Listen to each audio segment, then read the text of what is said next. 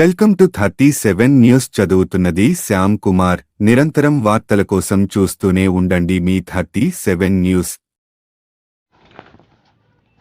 సార్వత్రిక సమయంలో భాగంగా ఏపీలో లోక్సభ, శాసనసభ ఎన్నికలకు కేంద్ర ఎన్నికల సంఘం నోటిఫికేషన్ విడుదల చేసింది. నేటి నుంచి ఈ నెల 25 వరకు పార్లమెంటరీ, అసెంబ్లీ నియోజకవర్గాలలో నామినేషన్ల ప్రక్రియ కొనసాగుతుంది. ఈ నేపథ్యంలో ఇవాళ రాష్ట్రంలో ప్రధాన పార్టీలు, ఇతర పార్టీల అభ్యర్థుల నామినేషన్లను వేసేందుకు సిద్ధమవుతున్నారు. ఈ క్రమంలోనే ప్రజాశాంతి పార్టీ అధ్యక్షులు కేఏ పాల్ కూడా ఇవాళ నామపత్రాలు దాఖలు చేయనున్నారు. విశాఖ ఎంపీగా, గాజువాక నియోజకవర్గం నుంచి ఎమ్మెల్యేగా తాను పోటీ చేస్తున్నట్లు కేఏ పాల్ తెలిపారు. ఈ 2 స్థానాలకు ఇవాళ నామినేషన్ దాఖలు చేస్తానని చెప్పారు. తాను పార్లమెంట్ సభ్యునిగా గెలిస్తే స్టీల్ ప్లాంట్ ప్రైవేటీకరణకు ఆపడానికి తీవ్రంగా ప్రయత్నిస్తానని హామీ ఇచ్చారు.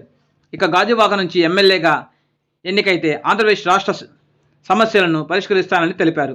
ఈ ఎన్నికల్లో ప్రజాశాంతి పార్టీని గెలిపించాలని ప్రజలకు విజ్ఞప్తి చేశారు.